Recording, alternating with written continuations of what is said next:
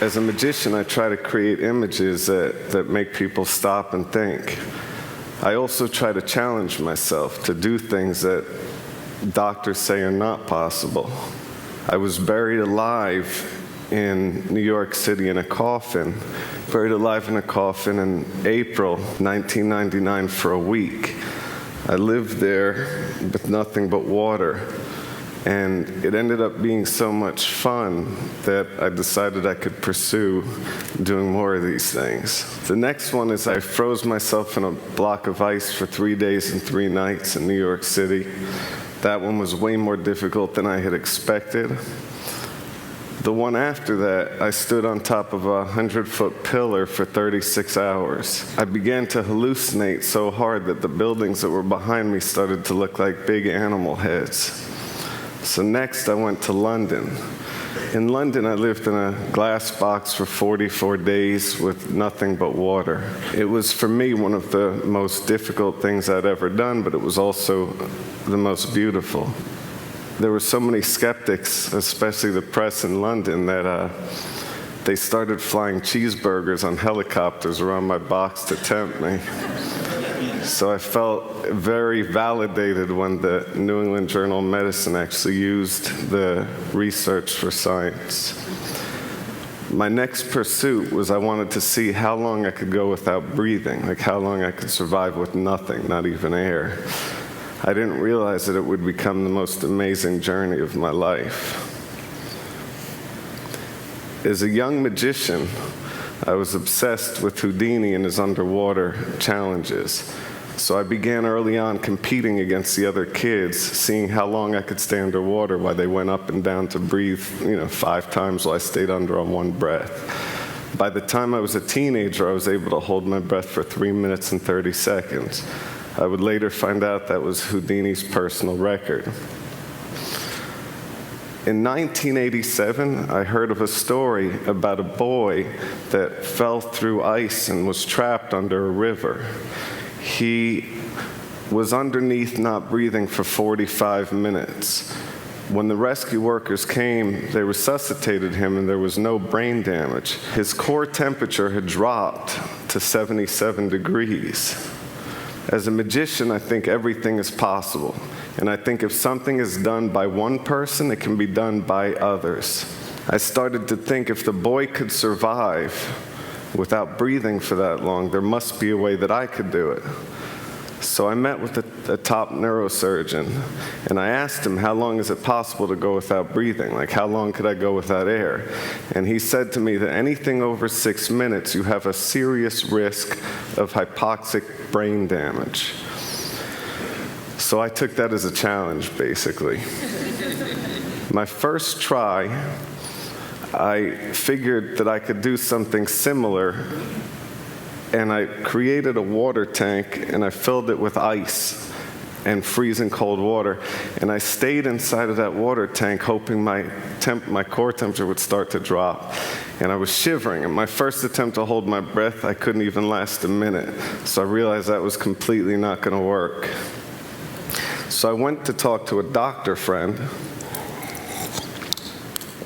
and I asked him, how could I do that? I want to hold my breath for a really long time. How could it be done? And he said, David, you're a magician. Create the illusion of not breathing. It'll be much easier. So he came up with this idea of creating a rebreather with a CO2 scrubber, which was basically a tube from Home Depot with balloons duct taped to it that he thought we could put inside of me and somehow would be able to circulate the air and rebreathe with this thing in me. This is a little hard to watch, but this is that attempt.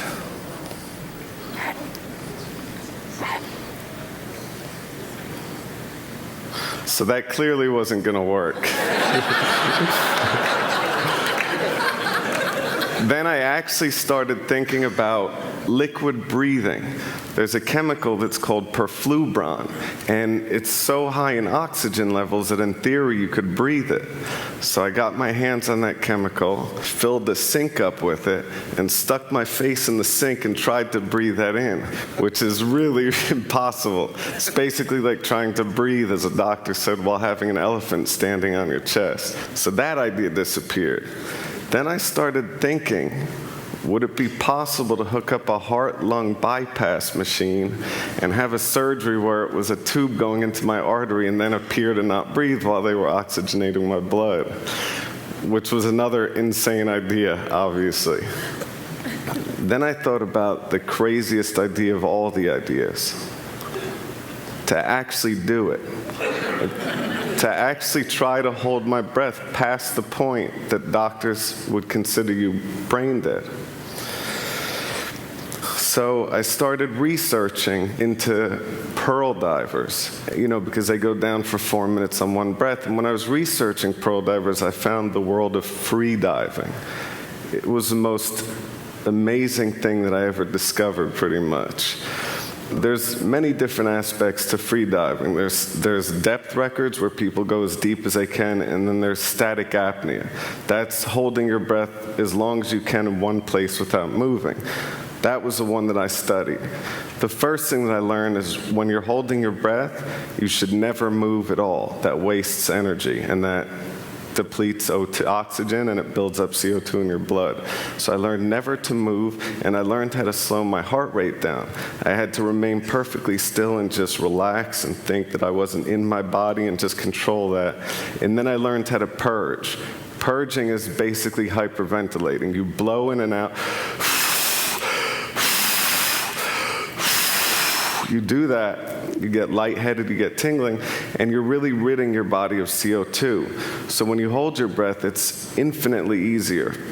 Then I learned that you have to take a huge breath, and you just hold and relax and never let any air out, and just hold and relax through all the pain. Every morning, and this is for months, I would wake up, and the first thing that I would do is I would hold my breath out of 52 minutes, I would hold my breath for 44 minutes. So basically what that means is I would purge, I'd breathe really hard for a minute, and then I would hold immediately after for 5.5 minutes. Then I would breathe again for a minute, purging as hard as I can, then immediately after I would hold again for 5.5 minutes. I would repeat this process 8 times in a row. Out of 52 minutes, you're only breathing for 8 minutes. At the end of that, you're completely fried. Your brain, you feel like you're walking around in a daze and you have these awful headaches. Basically, I'm not the best person to talk to when I'm doing that stuff. I started learning about the world record holder. His name is Tom Zetas, and this guy is perfectly built for holding his breath. He's 6'4", he's 160 pounds, and his total lung capacity is twice the size of an average person. I'm 6'1" and fat. We'll say big boned. I had to drop 50 pounds in 3 months. So everything that I put into my body I considered as medicine. Every bit of food was exactly what it was for its nutritional value. I ate really small, controlled portions throughout the day, and I started to really adapt my body.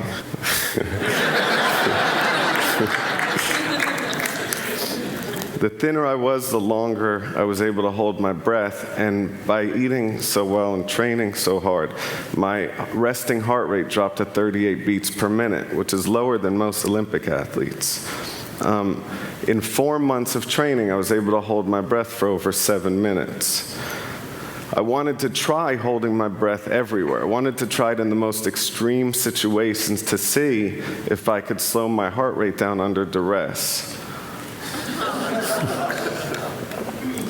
I decided that I was going to break the world record live on primetime television. The world record was 8 minutes and 58 seconds, held by Tom Zetas, that guy with the whale lungs I told you about. I assumed that I could put a water tank at Lincoln Center and If I stayed there a week not eating, I would get comfortable in that situation, and I would slow my metabolism, which I was sure would help me hold my breath longer than I had been able to do it. I was completely wrong. I entered the Sphere a week before the scheduled air date, and I thought everything seemed to be on track. 2 days before my big breath hold attempt for the record, the producers of my television special thought that just watching somebody holding their breath and almost drowning is too boring for television. So I had to add handcuffs while holding my breath to escape from. This was a critical mistake. Because of the movement, I was wasting oxygen, and by 7 minutes I had gone into these awful convulsions. By 7:08, I started to black out, and by 7 minutes and 30 seconds, they had to pull my body out and bring me back.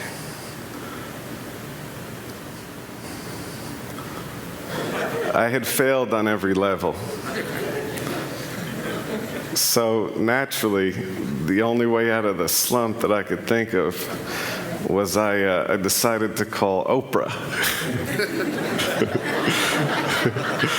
I told her that I wanted to up the ante and hold my breath longer than any human being ever had.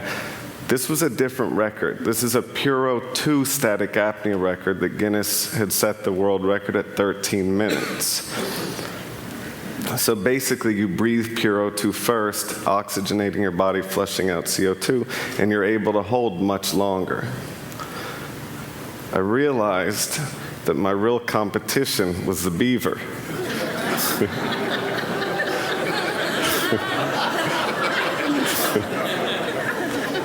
In January of '08, Oprah gave me 4 months to prepare and train. So I would sleep in a hypoxic tent every night. A hypoxic tent is a tent that simulates altitude at 15,000 feet, so it's like base camp Everest. What that does is you start building up the red blood cell count in your body, which helps you carry oxygen better. Every morning again, after getting out of that tent, your brain is completely wiped out. My first attempt on Puro 2, I was able to go up to 15 minutes. So it was a pretty big success. The neurosurgeon pulled me out of the water because in his mind at 15 minutes, your brain is done. You're brain dead. So he pulled me up and I was fine. There was one person there that was definitely not impressed. It was my ex-girlfriend. While I was breaking the record underwater for the first time, she was sifting through my BlackBerry, checking all my messages. My brother had a picture of it. So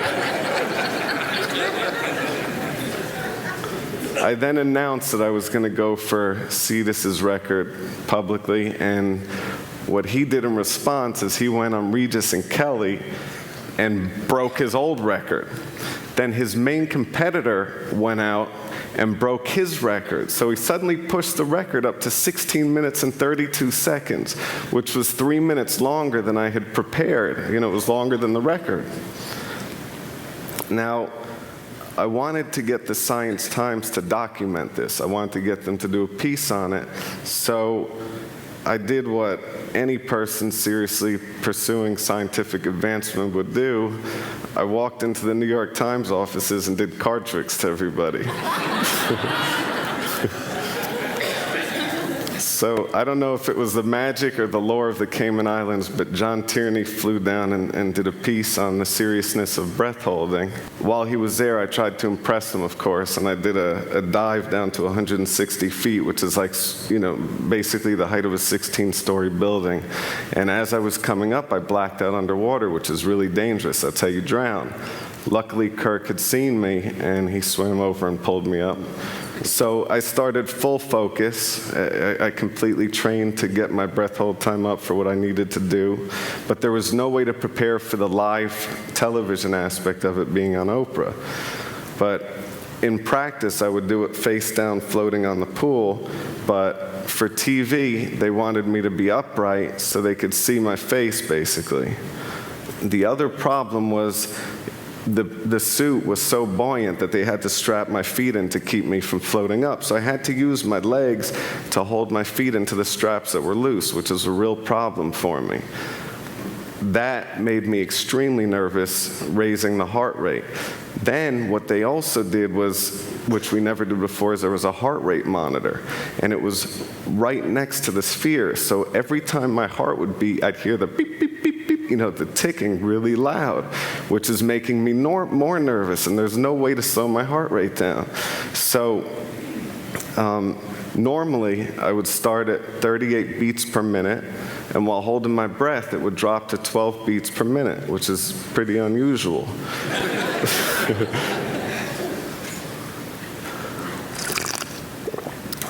This time it started at 120 beats, and it never went down. I spent the first 5 minutes underwater desperately trying to slow my heart rate down. I was just sitting there thinking, I've got to slow this down, I'm going to fail. And I was getting more nervous, and the heart rate just kept going up and up, all the way up to 150 beats. Basically, it's the same thing that created my downfall at Lincoln Center. It was a waste of O2. When I made it to the halfway mark at 8 minutes, I was 100% certain that I was not going to be able to make this. There was no way for me to do it. So I figured Oprah had dedicated an hour to doing this breath hold thing. If I had cracked early, it would be a whole show about how depressed I am. So I figured I'm better off just fighting and staying there until I black out, at least, and they can pull me out and take care of me and all that. I kept pushing to 10 minutes. At 10 minutes, you start getting all these really strong tingling sensations in your fingers and toes, and I knew that that was blood shunting, when the blood rushes away from your extremities to provide oxygen to your vital organs. At 11 minutes, I started feeling throbbing sensations in my legs, and my lips started to feel really strange. At minute 12, I started to have ringing in my ears, and I started to feel my arm going numb. And I'm a hypochondriac, and I remember arm numb means heart attack, so I started to get really paranoid. Then at 13 minutes, maybe because of the hypochondria, I started feeling pains all over my chest. It was awful. At 14 minutes, I had these awful contractions, like this urge to breathe.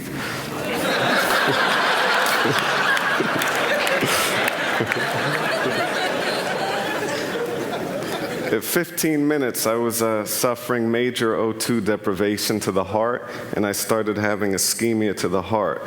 My heartbeat would go from 120 to 50 to 150 to 40 to 20 to 150 again. It would skip a beat, it would start, it would stop, and I felt all this. And I was sure that I was going to have a heart attack. So at 16 minutes, what I did is I slid my feet out, because I knew that if I did go out, if I did have a heart attack, they'd have to jump into the body and take my feet out before pulling me up. So I was really nervous. So I let my feet out, and I started floating to the top. And I didn't take my head out, but I was just floating there waiting for my heart to stop. Just waiting. They had doctors with the, so sitting there waiting. And then suddenly I hear screaming. And I think that there's some weird thing, that I had died or something had happened. And then I realized that I had made it to 1632. So with the energy of everybody that was there, I decided to keep pushing, and I went to 17 minutes and 4 seconds.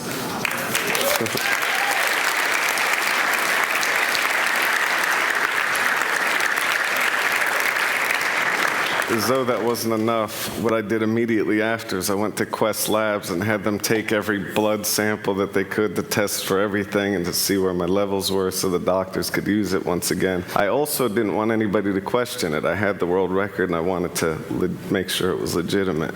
So I get to New York City the next day, and this kid walks up to me. I'm walking out of the Apple store. This kid walks up to me. He's like, "Yo, D." I'm like, "Yeah?" He said, "If you really held your breath that long, why'd you come out of the water dry?" I was like, "What?" And that's my life. So, but As a magician, I try to show things to people that seem impossible. And I think magic, whether I'm holding my breath or shuffling a deck of cards, is pretty simple.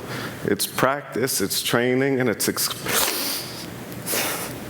practice, it's training, and experimenting while pushing through the pain to be the best that I can be. And that's what magic is to me. So thank you.